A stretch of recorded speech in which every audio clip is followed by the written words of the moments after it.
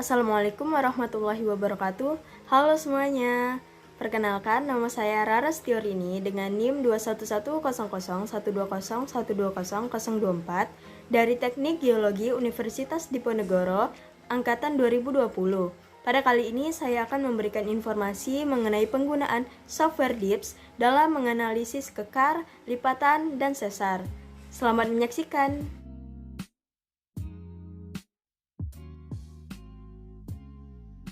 Nah, yang pertama yaitu kita akan menganalisis data kekar menggunakan software DIPS versi 6. Nah, langkah pertama yang kita lakukan yaitu kita klik di dan akan muncul tampilan seperti ini. Klik bisa. Di sini tertuliskan DIP dan DIP detection. Karena kekar merupakan datanya itu tertulis dalam kedudukan stripe dan deep, maka kita bisa merubahnya pada project setting. Kemudian kita pilih stripe, type, dan atau deep.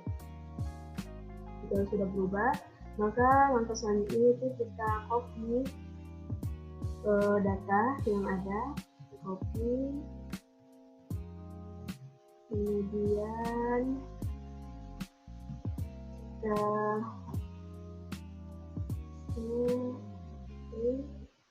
nah, jika sudah, maka kita bisa melihat persebaran titik dari data ini, yaitu dengan cara klik dekat bisa.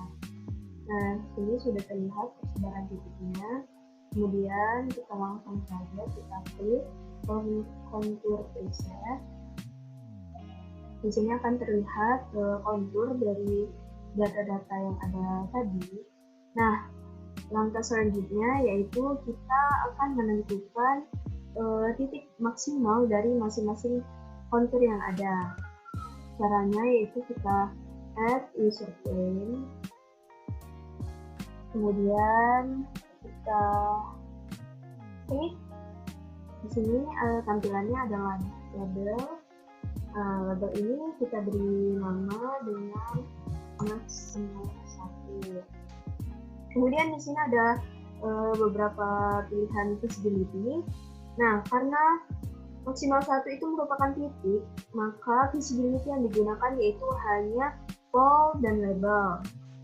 Sedangkan untuk ID dan plane mungkin bisa kita uncheck list. Oke.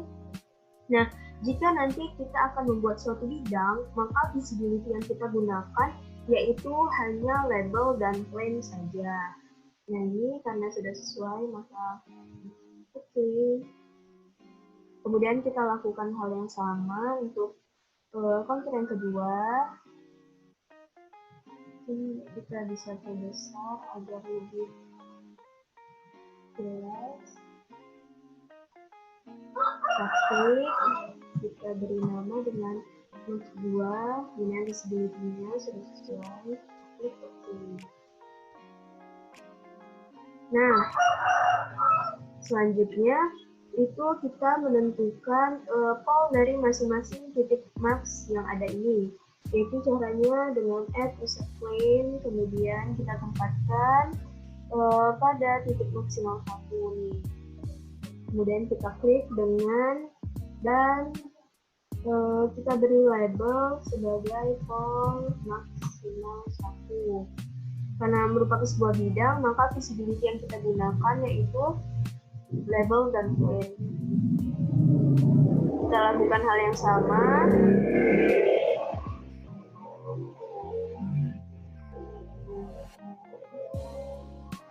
Kita lakukan hal yang sama pada titik maksimal 2, kita beri nama dengan pole maksimal 2, Nah, seperti yang kita ketahui bahwa titik perpotongan antara pole maksimal 1 dan pole maksimal 2 itu merupakan titik sigma 2. Kemudian kita klik, kita beri nama sigma 2. Karena merupakan titik, maka visibility yang kita gunakan yaitu pole dan label. Nah, kemudian kita akan membuat bidang bantu, yaitu dengan cara menempatkan titik maksimal 1 dan maksimal 2 pada satu grid circle yang sama. Itu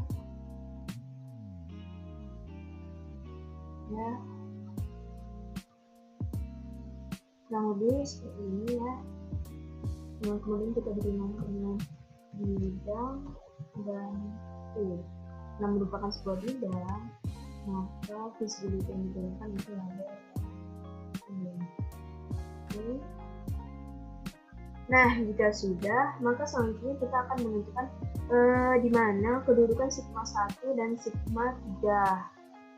Caranya, pertama-tama kita hitung dulu sudut yang dibentuk antara perpotongan pol maksimal 1 dan bidang bantu dan perpotongan pol maksimal 2 dan bidang bantu. Cara menghitungnya, kita bisa klik tools, kemudian kita klik measure angle, kemudian kita sesuaikan dengan bidang bantu.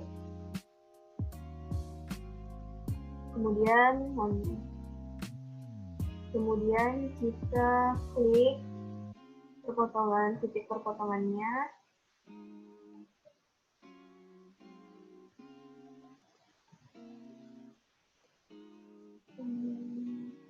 Nah, di sini didapatkan bahwa sudut yang terbentuk dari perpotongan-perpotongan garis bidang tersebut itu sebesar 49 derajat. Nah, karena kurang dari 90 derajat, maka kita ketahui bahwa sudut yang terletak di antara garis tersebut merupakan sigma 1. Mungkin ini bisa kita catat atau kita ingat ya, 49 derajat. Nah, maka seperti yang tadi dikatakan bahwa yang berada di tengah-tengah ini merupakan sigma 1. Nah, untuk mengetahui di mana itu kita bisa klik tools, kemudian kita klik pitch grid, kemudian kita sesuaikan dengan bidang bantu.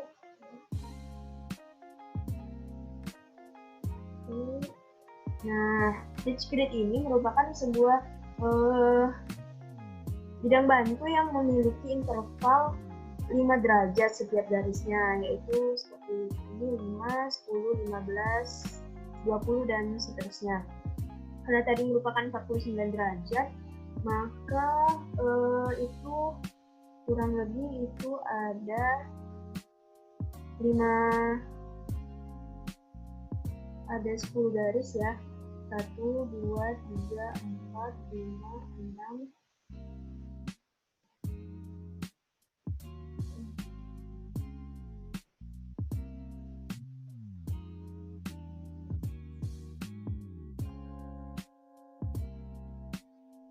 Nah, karena tadi sudut yang kita dapatkan yaitu 49 derajat dari sini ke sini, maka tengah-tengahnya itu sekitar 24,5 ya, atau 25 derajat. Jadi kita add user point, kemudian kita tambahi 5 sekitar di sini ya. Di sini sebagai sigma 1.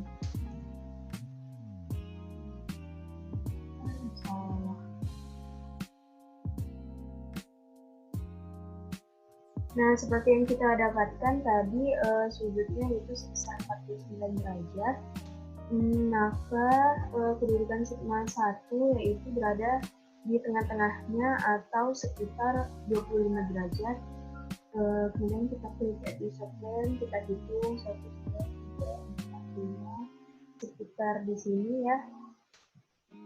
Kemudian kita beri nama dengan sigma 1 karena merupakan sebuah titik, maka sudut yang kita gunakan yaitu pol, dan label. Nah, di sekitar ini. Nah, kemudian untuk menentukan kedudukan sigma 3-nya, itu kita membuat grid circle yang menempatkan sigma 1 dan sigma 2 yaitu pada suatu grid circle yang sama. Itu seperti ini.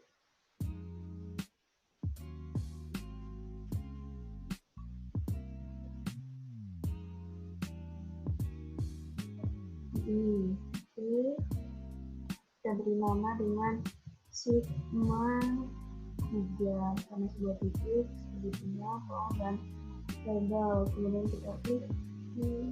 Nah, setelah didapatkan. Nah, di sini kan karena warnanya sama semua, maka kita bisa mengubah warnanya dengan klik edit user plane, kemudian kita beda-bedakan warnanya. Di sini juga ada kita bisa ngedit apabila ada kesalahan label. Nah, di sini untuk setiap titik bisa kita gunakan sebagai dengan warna hitam.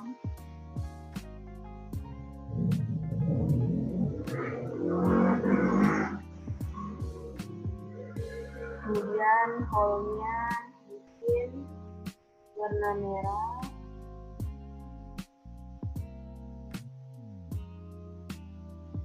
Ini sigma warna hitam. Dan gantinya mungkin kekuatan.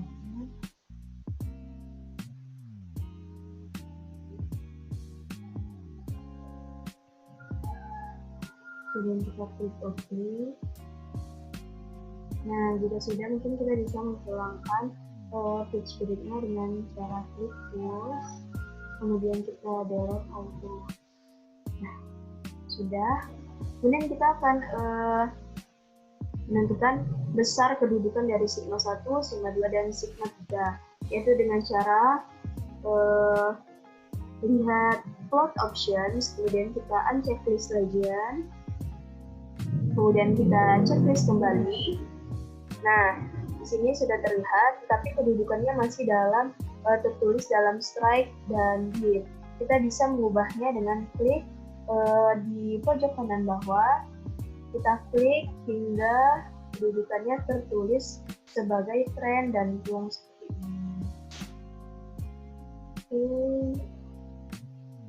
Nah, jika sudah, maka kita bisa menyimpan datanya sebagai foto ataupun yang lainnya. Terima kasih.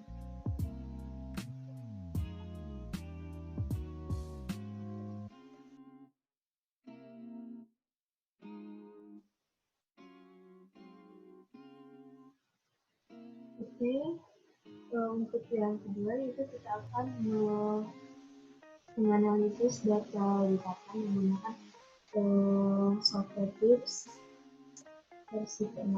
Yang pertama, sebelumnya kita klik ini, kemudian karena masuk lupa div dan div direction, maka kita ubah pada project setting menjadi strike type. Jadi jika sudah,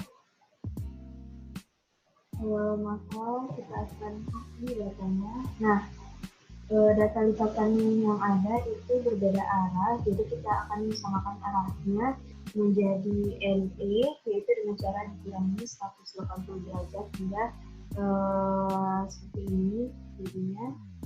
Kemudian kita copy dan kita paste. Selanjutnya kita langsung ke kontur preset. Nah, di sini ada dua kontur. Kemudian kita user plane untuk menentukan titik maksimal dari masing-masing kontur. Nah, ini kita beri label sebagai maksimal 1. Karena sebuah titik, maka visibility yang kita gunakan yaitu pol dan label. Untuk ID dan plane mungkin bisa kita unchecklist. Lakukan hal yang sama pada kontur kedua. Kita titikkan, kemudian kita beri label max 2. Untuk visibility-nya sudah sesuai, maka masuk. Kemudian kita menentukan kedudukan sigma 2 dengan membuat titik yang merupakan penempatan maksimal 1 dan maksimal 2 pada suatu grid circle. Di sini kemudian kita tandai, kita beri label sebagai sigma 2. Sigma 2 karena visibility-nya sudah sesuai ke Paul dan label. Nah, jika sudah, maka kita akan membuat bidang bantu. Bidang bantu yang merupakan titik pol dari sigma 2 yang telah kita tandai.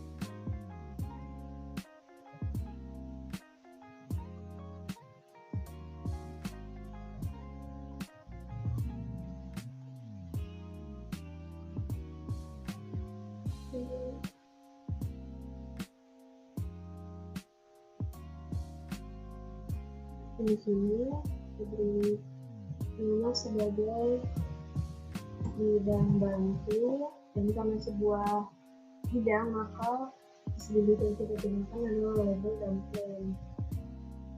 Jika sudah, maka langkah selanjutnya yaitu kita menentukan kedudukan dari sigma 1 dan sigma 2, sigma 3. Yang pertama kita harus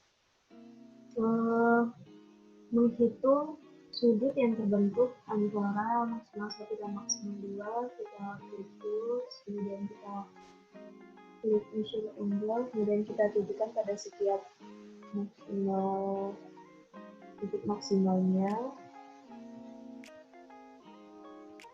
Oke.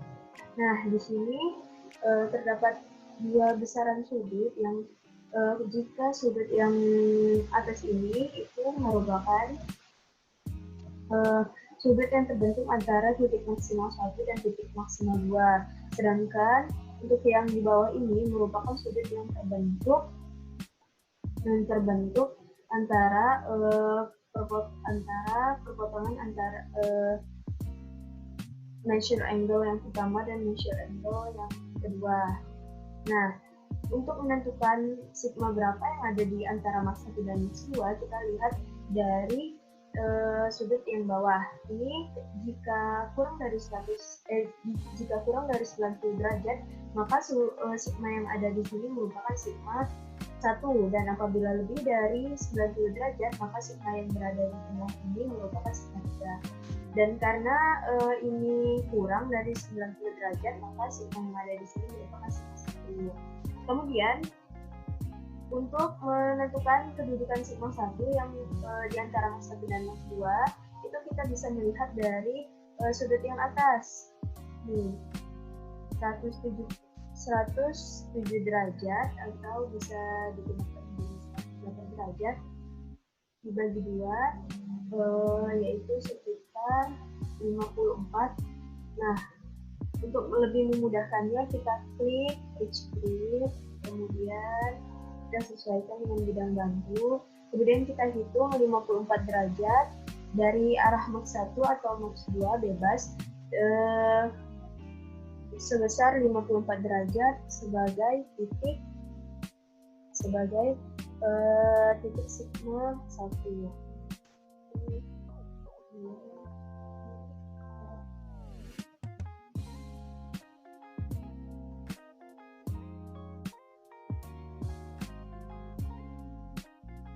Nah, untuk pitch grid sendiri intervalnya masih sama, yaitu 5 derajat setiap garisnya.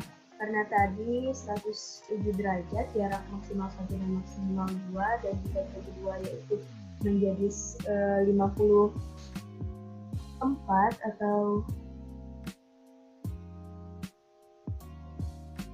kira-kira berada di sini ya.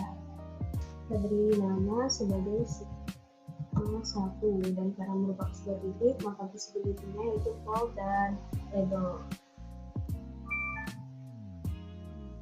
Jika sudah, kita harus menentukan sigma 3. Sigma 3 kita tentukan dengan menarik 90 derajat ke arah yang memungkinkan dari sigma 1. garis 90 derajat.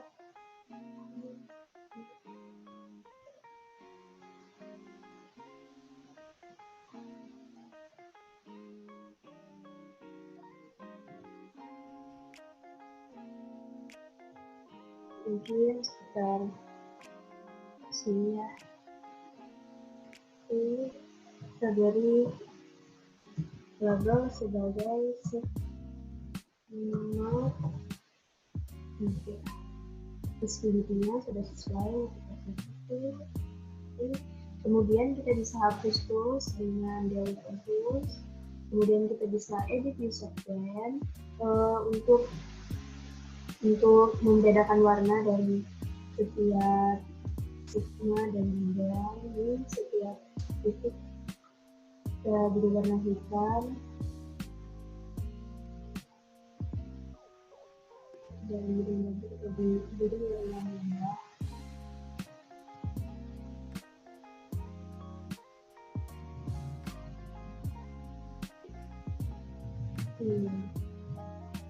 Nah, jika sudah, maka kita kemudian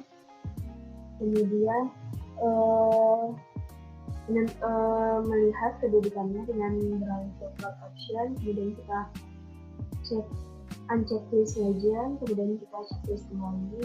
Nah, sekarang terlihat. Nah, karena ini masih berupa strat dan grid, maka kita ubah tulisannya di pojok kanan bawah. Kita klik hingga menjadi tertulis dalam trend atau plug. Nah, jika sudah, maka kita bisa menyimpan ke hasil analisis data lipatan menggunakan software disk.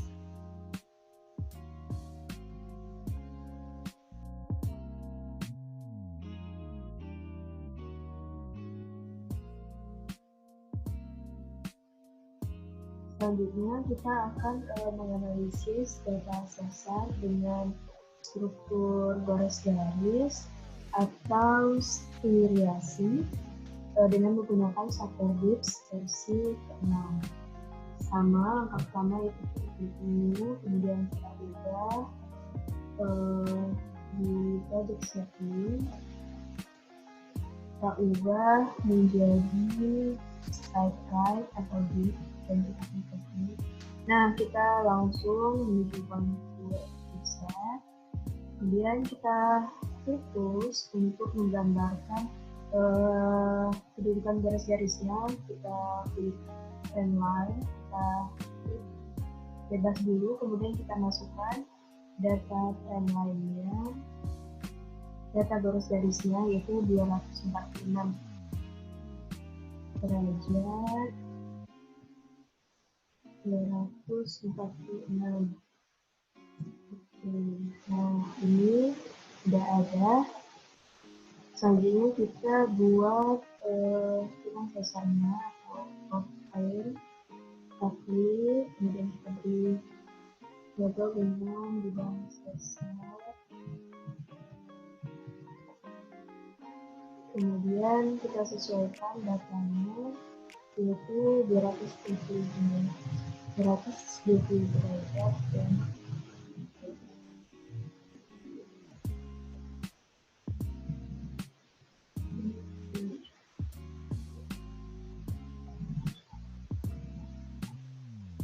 karena sebuah bidang maka visibility-nya yaitu cukup level dan nah, jika sudah, maka kita akan membuat bidang bantu yaitu dengan cara add user plane. Kemudian kita buat bidang bantu di titik perpotongan antara bidang sesar dan garis-garisnya. Sini kita beri nama dengan bidang dan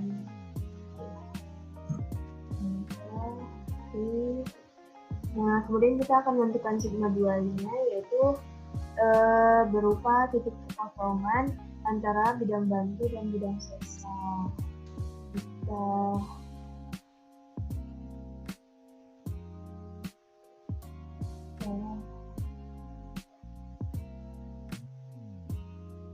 klik, kemudian kita beri nama dengan sigma 2. Karena sebuah titik, maka visibility yang kita gunakan yaitu pole dan label. Nah, selanjutnya kita akan membuat bidang bantu kedua, yaitu merupakan pole dari sigma 2. Ini kita buat kita beri label dengan bidang bantu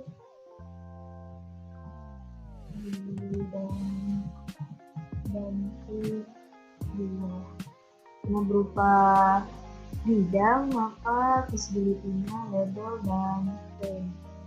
Oke. Nah, selanjutnya untuk menentukan sigma 1 dan sigma 3-nya, pertama kita menentukan sigma 1. Sigma 1 yaitu kita tarik 30 derajat ke arah pusat, yaitu untuk mempermudah mungkin kita menggunakan tools, kemudian kita klik pitch grid, kemudian kita sesuaikan dengan bidang bantu yang kedua.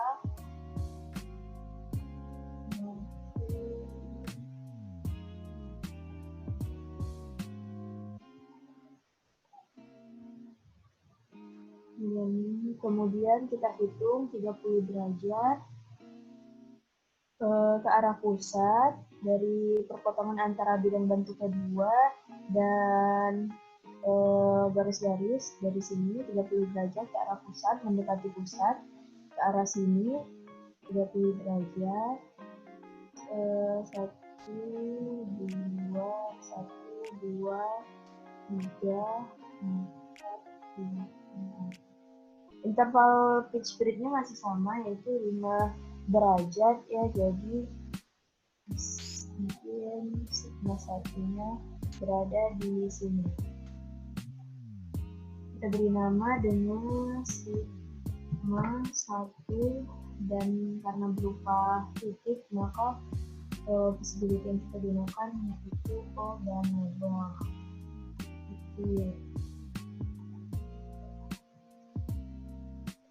Selanjutnya untuk menentukan sigma 3 itu kita hitung sejauh 90 derajat dari sigma 1 ke arah yang memungkinkan. Nah, untuk data ini arah yang memungkinkan yaitu arah ke kanan atau ke sini, maka kita hitung 90 derajat. 1, 2, 3, 4, 5, 6, 7, 8, 10, 11, 12, 13, 14, 15, 16, 17, 18. Mungkin kira-kira di sini ya. Kita tandai, kita beri nama sebagai sigma 3. Karena berupa titik, maka visibility-nya pole dan label. Nah, untuk lebih memudahkan dalam melihatnya, kita bisa mengubah warna dari setiap bidang ataupun sigma. Kita edit user plane, kemudian kita ubah bidang bantu jadi warna merah. Setiap sigma kita ubah jadi warna hitam.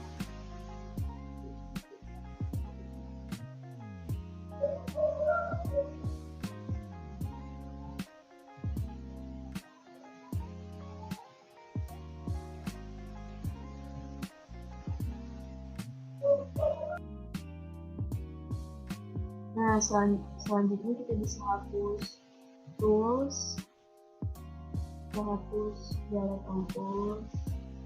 Nah, karena garisnya hilang, maka kita bisa tambahkan kembali dengan tools, kemudian klik dan lain, kita klik bebas, kemudian kita masukkan sudutnya yaitu 246, kita klik OK, dan kemudian kita bisa tampilkan kedudukan dari setiap sigma.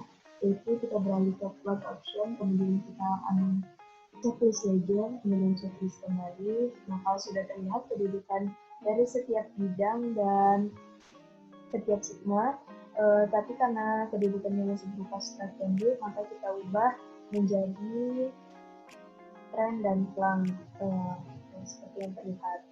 Selanjutnya sudah selesai analisis sesar dengan struktur garis-garis, filenya bisa di-save.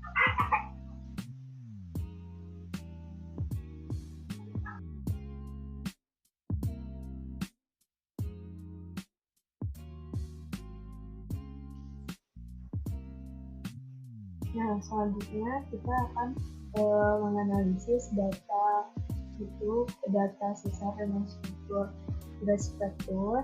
Yang pertama sama seperti sebelumnya, tapi ini kemudian kita ubah penulisannya dengan klik project setting, kemudian pilih sprite right atau grid, kemudian kita klik contour preset. Kemudian kita akan membuat bidang sesarnya terlebih dahulu. Kita klik sembarang, kemudian kita beri label bidang sesar. Kemudian datanya kita sesuaikan, yaitu 1,5.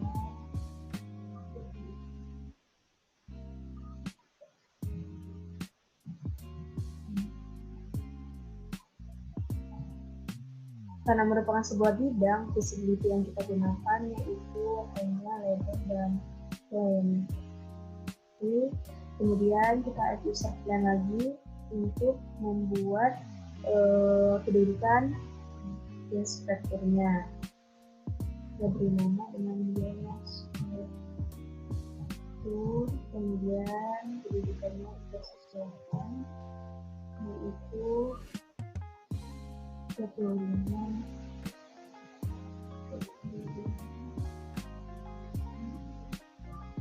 41. Karena visibility-nya sudah sesuai, maka kita klik.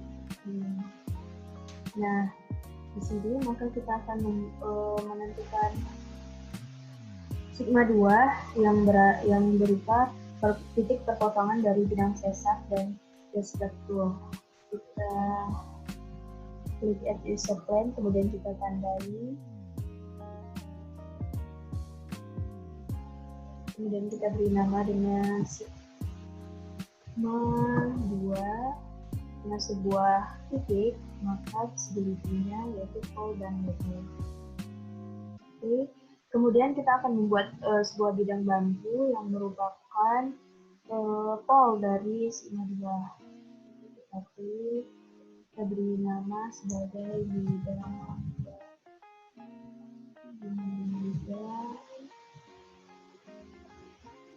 bantu sebuah bidang, maka visibility-nya yaitu label dan claim. Oke. Setelah itu kita akan menentukan sigma 1.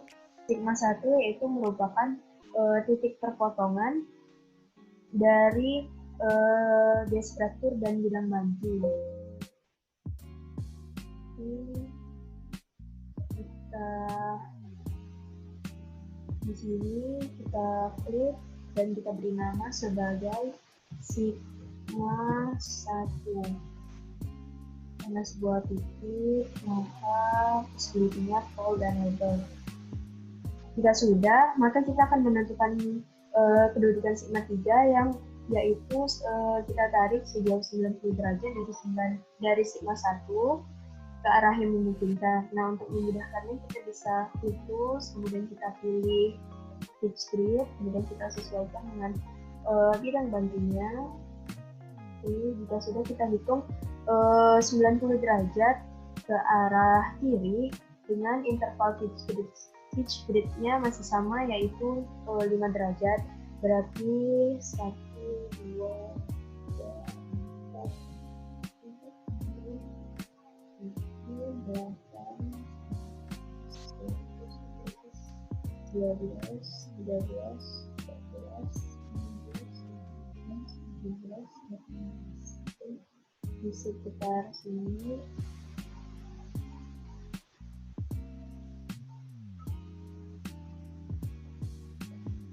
Oke, kita beri nama sebagai sigma 3.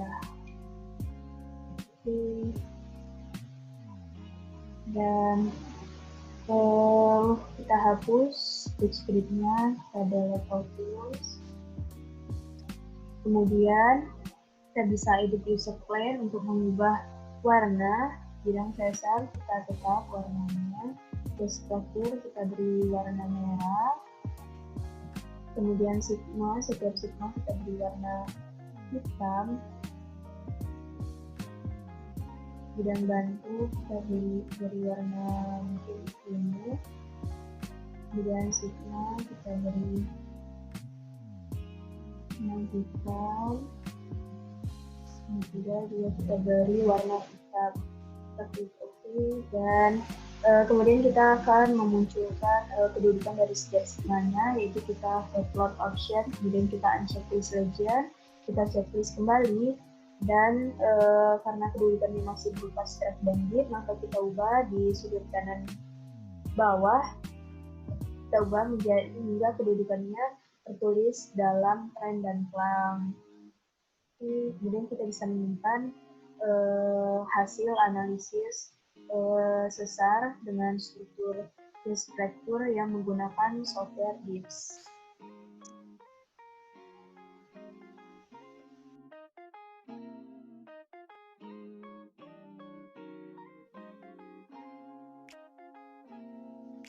Oke, yang terakhir kita akan menganalisis data sesar dengan struktur graph menggunakan software DIPS versi 6.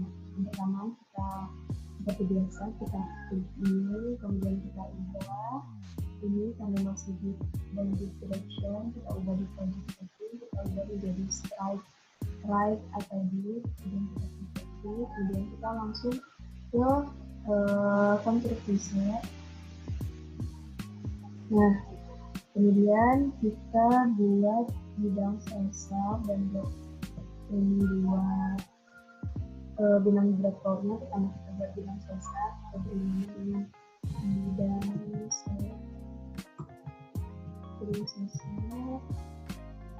sesar, kemudian kesebutnya cukup level dan pen karena bisa sebuah bidang. Kemudian untuk besarnya yaitu dengan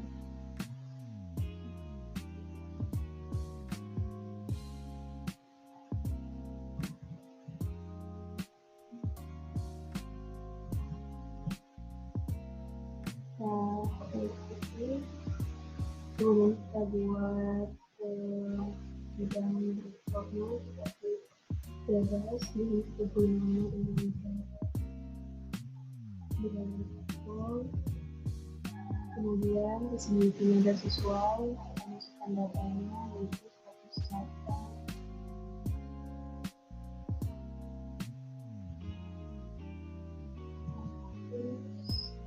Nah,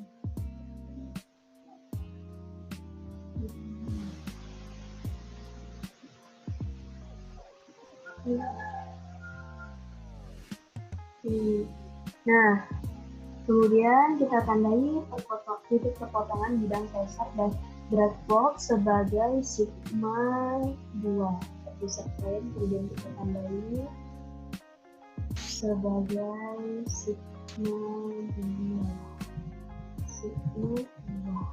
Sebuah titik, karena sebuah titik maka visibility-nya full dan label saja. Nah, kemudian kita buat bidang bantu yang merupakan pol dari sigma 2.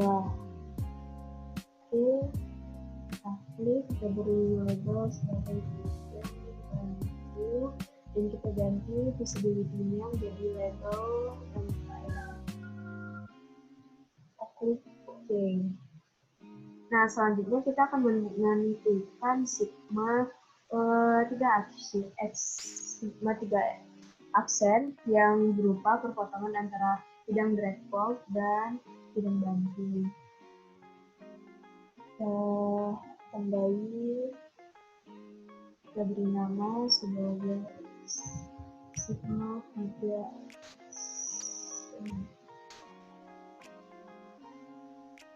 Karena sebuah titik, maka segini ini fault dan level. Nah, kemudian kita tarik sejauh 90 derajat ke arah atas, yang kemudian nanti kita tandai sebagai sigma 1 aksen. Untuk memudahkannya, kita buka tools, kita pilih catch grid, kita sesuaikan dengan bidang bantingnya.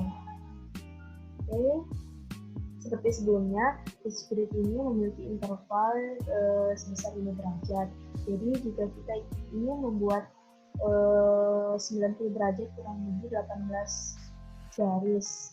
Nah, kita hitung 1, 2, 3, 4, 5, 6, 7, 8, 9, 10, 11, 12, 13, 14, 15, 16, 17, 18. Nah, di sini ya.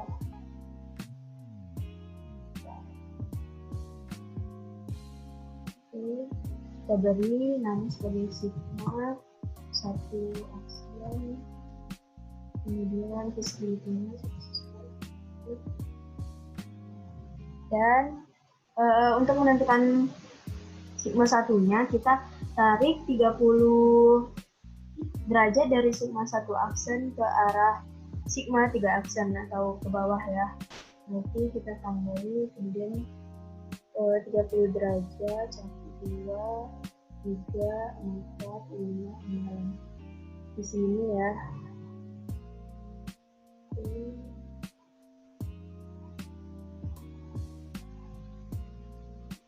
Kita tandai sebagai sigma 1, visibility-nya sudah sesuai. Klik.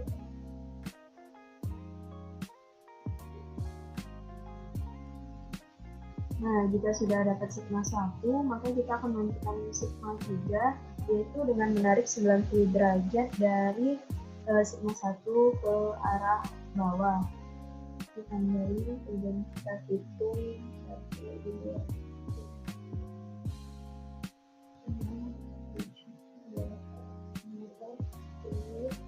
11, 12, 13, 14, 15, 16, 17. Oke, kita tekan, kemudian kita beri nama sebagai sigma 3. Visibility-nya sudah sesuai. Oke, nah selanjutnya mungkin kita bisa hapus catch grid-nya dengan direct office. Kemudian kita bisa ubah warna dari setiap sigma.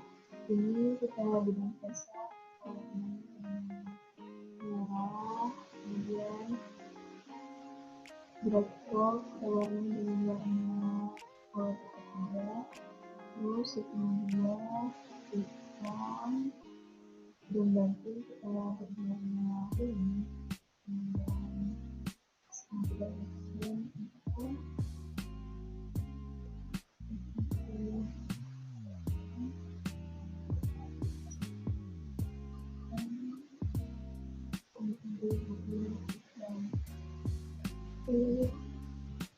Nah, jika sudah, maka kita akan menentukan kedudukannya dengan beralih ke proportion, kemudian kita unchecklist region, kemudian kita checklist kembali.